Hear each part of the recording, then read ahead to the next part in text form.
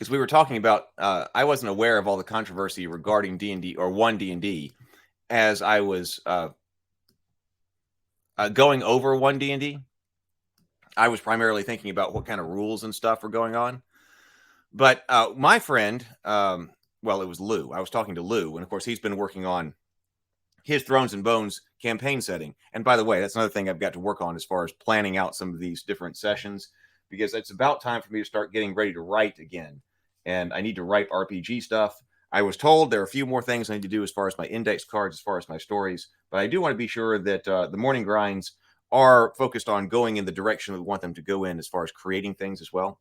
And of course, Lou has been talking about, Lou has been deep into creating his RPG campaign setting. He's just like blown past me as far as all that goes. That's why I got to get back to writing.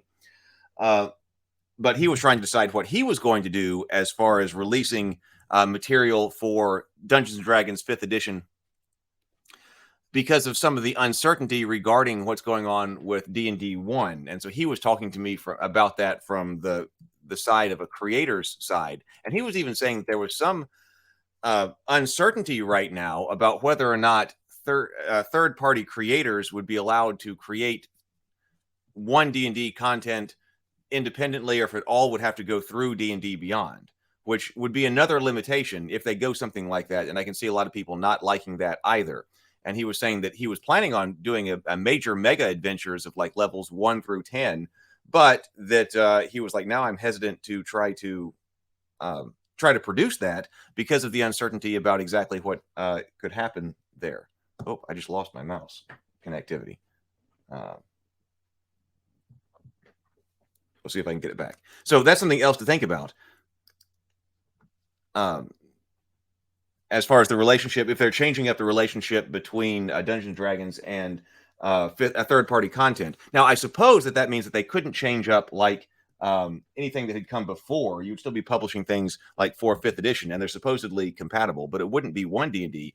And there is a lot to be said about people who are saying, well, I don't want to be releasing something that is for 5th edition when 1D&D is coming out. That's going to be perceived as the new thing. There'll be a lot of people who like it. Of course, there'll be some people who don't want to change, whatever, but you'd still be bringing out something that is not something that is fresh and new. And so that might potentially be a problem for as far as your marketing goes and things like that. So I know that it's affecting him and trying to think about what he's trying to do.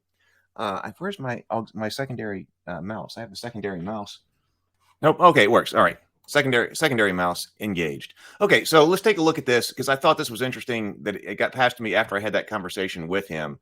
And I just thought, well, maybe this does provide some kind of insight on what's going on with Dungeons and Dragons 1, which I can understand from a business perspective. If somebody's thinking like this from a business perspective, I can certainly understand it. Now, what that translates into as far as the community goes, that's kind of different.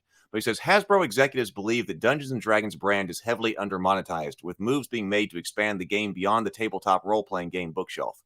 Earlier this week, Hasbro CEO Chris Cox and Wizards of the Coast president Cynthia Williams spoke to investors at a USB fireside chat. While the bulk of the conversation involved the status of Magic the Gathering, Hasbro's most popular brand and the subject of recent scrutiny, thanks to Bank of America's white paper that sent Hasbro stocks tumbling. Williams and Cox spoke about the value of Dungeons and Dragons and their belief in the game, and the accompanying brand was a part of Hasbro's future. D&D has never been more popular, and it has great fans and great engagement, Williams told investors. But the brand is really under-monetized. William points to marketing data from the recently acquired D&D Beyond that shows Dungeon Masters made the vast majority of purchases related to Dungeons & Dragons, despite making up only 20% of the game's user base. So I can definitely see that's something that somebody would be thinking about. That, well, now how many people have played Dungeons & Dragons and yet have never given any money to either TSR, Wizards of the Coast, or Hasbro? Well, probably a lot. Probably a lot. Some people, I know a lot of people, especially when we first started playing, who they had their set of dice, but they didn't even buy a player's handbook. We just shared player's handbooks and things like that. So that's why I'm saying, definitely from the business perspective, from somebody who was sitting there in the C-suite, and then you find out this kind of information that only 20% of our user base is actually providing the majority. Now, that's what exactly that is, but it could be like 80%, if you're applying the 80-20 rule. And so I can see somebody going, now, wait a minute, how do we get more money out of people playing Dungeons and Dragons? Who are the actual players? Williams also noted that D&D Beyond would be a critical part of Dungeons & Dragons' future, with the digital toolset powering the next iteration of Dungeons & Dragons. Williams also spoke about D&D Beyond being utilized to unlock recurrent purchases similar to add-ons in digital games. We'll note that D&D Beyond has long sold aesthetics and digital accessories, such as digital dice and avatars, and an upcoming Dungeons & Dragons virtual tabletop is expected to bring more ways to sell digital add-ons. Cox added that Dungeons & Dragons has a high brand awareness on par with that of the franchises like Lord of the Rings. However, the brand itself is currently limited primarily to the tabletop gaming realm. Cox spoke about the upcoming plans to expand the franchise with the Dungeons & Dragons Honor Among Thieves movie and the AAA Baldur's Gate 3 game that is the first steps toward growing the brand. So I think there's potentially a lot of things to talk about there. So, I've used D&D Beyond in the past, but also I'll play a lot of games where there's no technology allowed at the table. And I can completely understand playing like that. And I would even play like that again. So tying Dungeons and Dragons to the virtual tabletop, if that's the direction this is going, and people were talking about that on the other stream, I can see why that would be something that a significant, I don't know whether it's the majority, but let's say a significant chunk of the user base would not want to do. I mean, I'm not really interested in paying for a whole bunch of digital add-ons to play Dungeons and Dragons. I mean, that's not something I'd be interested in doing. See, none of this is exactly a surprise to those who follow Hasbro's business closely. Hasbro recently made the conscious choice to scale back the number of brands it focuses on, with Dungeons and Dragons and Magic the Gathering joining other major franchises like Transformers and Peppa Pig. Hasbro has pushed its brand Blueprint 2.0 business model, which involves growing franchises through a mix of entertainment and product, which become a profitable Ouroboros for the company, who as shows and movies turn into sellable toys and licenses, which in turn spurs additional shows and movies into production. However,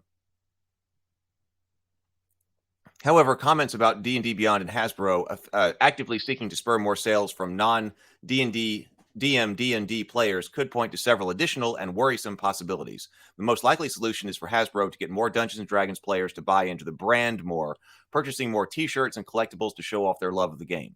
But they could also use D&D Beyond as a way to sell digital exclusives for the tabletop role-playing game specifically aimed at players more invested.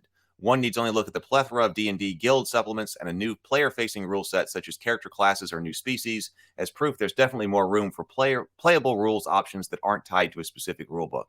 Even Wizards has released one-off player supplements, which are all very conveniently available for sale in D&D Beyond. They've also released several free Monstrous Companions supplements, which could be testing the water for future digital supplements of that kind. Obviously, Dungeons & Dragons will be a lot more present in 2023, especially after the release of Dungeons & Dragons Honor Among Thieves movie in March.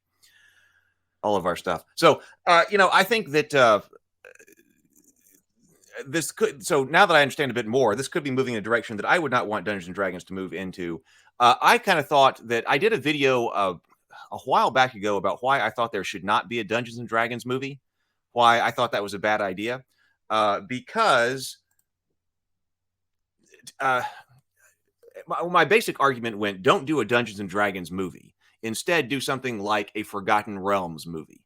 That the brand that you try to build as far as your franchise goes shouldn't be Dungeons and Dragons, because it's so tied to a game, and there seem like there are so many ways that could be done badly, especially if you're going to do a movie where all of a sudden people get sucked into the game. Like, that would be a terrible way to do a Dungeons and Dragons movie. They're playing at the table and then all of a sudden they're sucked into the game, and then they got to solve some type of problem and get out of the game. And it would be so cliche and it would be so terrible. So my argument was, instead of trying to develop Dungeons and Dragons as this TV franchise or whatever, you do something like develop Forgotten Realms, because there are all these stories, all those books, the game world, the universe is the Forgotten Realms. I mean, you could do the same thing with Dragonlance. You could do the same thing with, with Greyhawk if you wanted to. That one's not quite as well known, but you've got all of these different worlds inside Dungeons and Dragons that are played with the Dungeons and Dragons rule set. Don't focus on Dungeons and Dragons. Focus on one of the worlds that can be developed that Dungeons and Dragons is used to play in. Now, I'm sure that from the executive position, Forgotten Realms doesn't have the name recognition that Dungeons and Dragons has. I mean, it has a lot. There were a lot of books that are put out. The Drit series of books. There were a lot of Dragonlance books. So I think there would be a way to kind of argue against that and argue back, especially if building the Forgotten Realms, for instance, brand around a certain world makes more sense than saying Dungeons and Dragons, which has historically, when we've tried to do Dungeons and Dragons movies, we've gotten some weird, basically generic fantasy type stuff, which I don't think works as well. If you went hardcore like Peter Jackson's trilogy, Peter Jackson's Lord of the Rings with Forgotten Realms, for instance, I think that would be a better way to go. I didn't actually know there was going to be a Dungeons and Dragons movie when I had made that video. And then somebody said, actually, that is coming out, and it was kind of still in development. And then that trailer dropped. And I was like, oh, look, they found a different way. I thought, well, what do people think about that trailer? What do people think about the Dungeons and Dragons trailer? I'd be interested to know what you think. I thought that, oh, okay, well, at least they didn't do the people are playing at a table and get sucked into the game. At least they didn't do that. But I thought they kind of came up with a new way to mess it up. Like, it wasn't something that when I watched it, I was like, oh, man, I've got to go and see that. It kind of looked campy to me.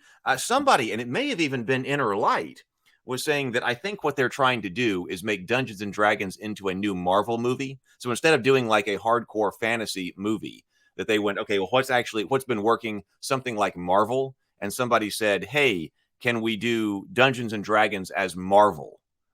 And I went, oh, thinking about it with that in mind, maybe so. Maybe that is what they were thinking, that, hey, we were trying to do Dungeons and Dragons as Marvel, and we're trying to make Dungeons and Dragons into a Marvel franchise, which is also not a direction that I necessarily want to go. Maybe for other people. And who knows, that could be massively successful. I mean, it could always reach its correct audience, right? If it reaches its correct audience, the people who are more interested in Marvel-esque action romp in a fantasy environment, I mean, that could connect with people and it could do exactly what they want to do. But it's not going to serve the people who are interested in the harder core kind of fantasy stuff. Thank you, Paulie. Thank you. So I remain skeptical of that. I remain skeptical of the movie. We'll see how it is. Maybe it's fantastic, but I kind of remain skeptical of it. It was like, it didn't look like that great to me. But this clearly seems to be tied into all of their current new marketing and what they are doing here. And I know that it's impacting people like Lou, who, and also probably Infinite Black as well, who are trying to bring out 5th edition material. Now, Brian has moved on to Mork Borg, so he's developing for Mork Borg and doing Vast Grim, another friend of mine, Brian. So that might be a good idea as well. So he already had the idea to move to a different system. So I don't know. I thought that was interesting. I'm skeptical, but now I kind of understand the thinking behind what's going on with a 1D&D a bit more. And I'm thinking about I'll look into it more. So there are things to think about beyond just the rule system. Okay, now let's see if I can bring up the Hero Quest app, because if I want to experiment with doing, Paulie says, not excited about the film, hopefully proven wrong. Yeah, I mean, I hope that was exactly mine. I hope I'm proven wrong. I hope it's great. I mean, I would love it. Fantasy movies and that genre in general. I mean, even though it feels like we're just flooded with them, we don't actually get that many. And I always like it when things grow the pie. Right. I wanted them to be able to grow the fan base. I wanted to be able to make fantasy more popular. Unfortunately, I think we've hit some things that have definitely decreased the popularity and have not hit. But, and I was talking to Brianna about that, because Brianna is not was not as connected to the Lord of the Rings and Middle Earth as I am. She was like, well, I'm not really a fan of it, so I don't know, maybe if it doesn't go well, it's not really going to affect me. Except for, I was like, when these major fantasy franchises come out, we should all want them to do well, because that brings in more people to the genre. It grows the genre, it grows the pie, more is done. So even if it's not particularly your thing, your franchise that you're connected to, I still want them to be done really well and grow. And who knows, maybe it's done so well, you do end up connecting with it and enjoy something new.